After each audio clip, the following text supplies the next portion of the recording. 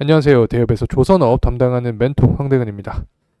자, 오늘도 이 흥하해운이 패턴성 움직임을 보여주고 있는데 이 장 초반에 급등세를 보여주고 현재는 상승폭을 반납한 그런 상황입니다.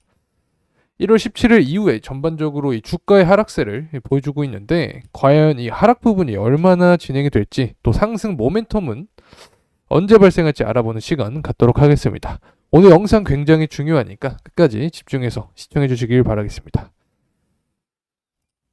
자, 여기 현재 차트를 보게 되면은 이 주가가 11선 근처로 내려온 모습인데 이 거래량을 보게 된다면 앞선 주가의 상승과 비교를 했을 때 그렇게 큰 거래량은 아니다 이렇게 말씀드릴 수 있습니다. 사실 현재 주가의 하락 부분이나 이 주가 상승 이후에 이런 되돌림 현상은 나올 수 있는 구간입니다. 이렇게 되돌림 현상 이후에 이 더 큰 상승을 주는 게 이 흥하해운의 패턴이기 때문에 현재 주가의 되돌림 그리고 이 하락세는 충분히 나올 수 있는 그림이다 이렇게 말씀드릴 수 있습니다. 이 결국에 흥하해운 같은 경우 이 홍해 리스크로 인한 이 주가 모멘텀을 받기 때문에 이 리스크가 사라졌는지 확인을 해야 합니다. 자, 그래서 현재도 이 리스크 측면을 보게 된다고 하면 이 홍해 리스크 관련된 내용들이 계속해서 쏟아져 나오고 있는데 자, 이란이 후티 선박 공격에 직접 관여했다라는 내용들과 또 아덴만에서 이 미국 화물선을 공격했다는 내용들 그리고 미국과 영국이 이 후티 반군의 이 미사일 기지를 추가적으로 공습했다는 내용들까지 자, 지금 일어나고 있는 이 홍해 리스크가 이 단기적으로 사라지지 않을 것으로 보이는 상황입니다. 자, 그렇기 때문에 이 향후 주가 상승의 모멘텀도 살아있다라고 말씀드릴 수 있는데 제가 어떤 부분을 계속 강조드렸냐면 바로 자, 홍해 관련된 이슈는 이 미국 대선과 연관이 있다라고 설명을 드렸습니다. 우선 1월 달에 이 공화당 경선이 시작이 된다라고 말씀을 드렸죠. 자, 그리고 2월 달에는 이 민주당 경선이 시작이 됩니다. 자, 그리고 7월과 8월 역시 살펴봐야 되는데 이 7월 같은 경우에는 이 공화당 전당대회를 통해서 이 대통령 후보를 선출하고 또 8월에는 이 민주당 전당대회를 통해서 이 대통령 후보를 선출하게 됩니다. 자, 그래서 이러한 정치적인 이슈와 관련시켜서 이 홍해가 언제까지 지속이 될지 생각을 해볼 수 있습니다. 자, 그래서 이 바이든의 대처가 지금 굉장히 중요한 상황이기 때문에 자, 이 민주당의 이 8월 이 전당대회를 통해서 이 대통령이 또 선출이 되는 만큼 자, 최소 3개월에서 5개월 전에는 자, 후티에 대한 리스크를 줄이려고 할 겁니다. 자, 그래서 시기적으로 보게 된다라고 하면 현재 기준으로 봤을 때 약 3월달 혹은 이 4월달부터 어떤 협상의 카드, 외교적인 측면을 이용할 것 같은 그런 생각이 듭니다. 자, 하지만 이 전 기간에는 이 미국으로서도 이 이미지가 있기 때문에 홍해에 대한 보복성 공격이 지속이 될 수 있다라고 생각합니다. 자, 그래서 이 홍해 리스크는 결국 이 4월 달까지는 자, 이어질 수 있다라고 보는 게 제 관점입니다.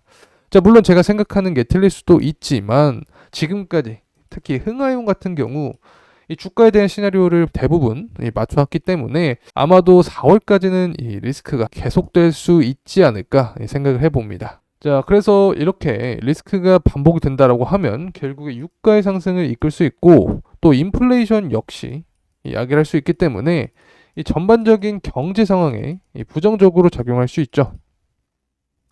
하지만 또 어떤 이야기를 드렸냐, 이런 상황에서 해운주들은 수혜를 입을 수 있다라고 설명을 드렸습니다. 사실 지금까지 이 흥하해운의 주가 상승 패턴을 보게 되면 이 홍해 선박 리스크가 부각이 되면서 이 해상 운임의 상승이 기대될 때 가장 큰 변동성으로 움직이는 편이었습니다. 자, 그래서 이러한 홍해 리스크가 계속된다라고 하면 앞으로도 이 추가 상승 모멘텀은 여전히 존재하다라고도 볼 수 있겠죠. 자, 근데 현재는 하락 추세에 있다라고 설명을 드릴 수 있겠는데 자, 앞서서 말씀드린 이런 모멘텀을 받으면서 재차 상승하기 위해서는 자, 21선까지 자, 이 구간에선 지지가 나와줘야 된다라고 설명을 드릴 수 있습니다. 자, 그리고 BDI 측면과 또 연결을 시켜서 제가 이 주가 상승 모멘텀, 이 트리거에 대해서 설명을 드릴 수 있겠는데 이 사이클적으로 BDI 지수가 5월 혹은 6월 이후로 오르게 되는 경우가 많기 때문에 이 선반영에서 주가가 상승하게 된다라고 하면 아직 홍해 리스크가 끝나지 않은 시기와 겹치면서 더 큰 상승을 동반해 줄 수 있지 않을까 생각합니다. 물론 추세 라인을 이탈하게 된다면 이 대응에 대한 관점으로 또 영상을 찍을 예정에 있으니까 너무 걱정하지 않으셔도 된다라는 말씀 드리면서 구독과 좋아요 한 번씩만 해주시길 부탁드리겠습니다. 자, 그래서 제가 어떤 시나리오를 또 그려드렸냐면 이 21선이 깨진다 하면 이 시장에 특히 흥하윤, 해운주 관련돼서 악재들이 쏟아져 나올 겁니다. 지금까지 상승했던 이 주가 상승은 어떤 중장기적으로 끌고 갈 수 있는 그런 모멘텀이 아니고 이 물동량이 동반되면서 자, 운임 상승을 기대한 게 아니다. 자, 그래서 장기적인 모멘텀은 아니었다라는 그런 기사들이 쏟아져 나올 겁니다. 한번 이 부분에 대해서 또 어떻게 변화할지 저와 함께 호흡하시면서 진행하시면 좋을 것 같습니다. 자, 그래서 투자를 진행할 때는 이러한 리스크적인 측면 역시 고려한 뒤에 매매를 해야 된다라는 점 말씀드립니다.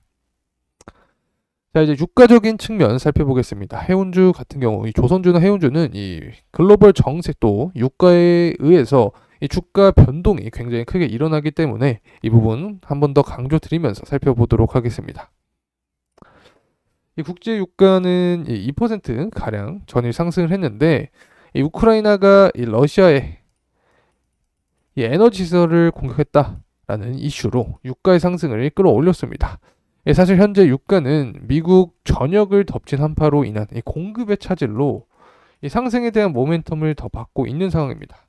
하지만 이 GDP 성장률이 둔화가 되고 또 중국의 경기 침체 이 부분이 계속이 되면 유가는 하방 압력을 받으면서 또 혼조세가 나올 수 있다라는 점 말씀드립니다.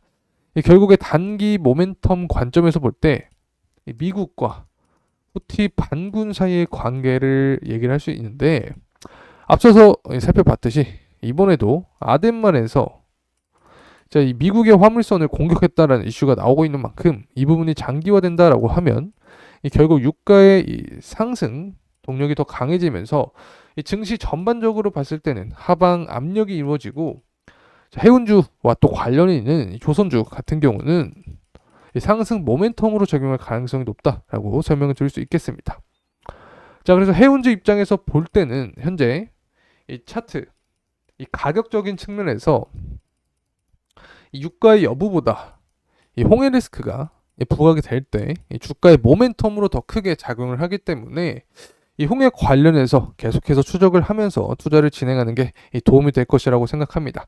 자, 그리고 오늘 영상에서도 제가 홍해 리스크 이 시기적인 측면에 대해서 이 시나리오를 짜 드렸기 때문에 자, 이 부분 참고하셔서 투자를 하시면 더 도움이 될 거라고 생각합니다. 자, 그래서 오늘은 이 흥하윤에 대해서 여기까지 마무리하도록 하겠습니다. 이번 시간이 도움이 되셨다면 구독과 좋아요 한 번씩 부탁드리겠습니다. 끝까지 시청해주셔서 감사합니다.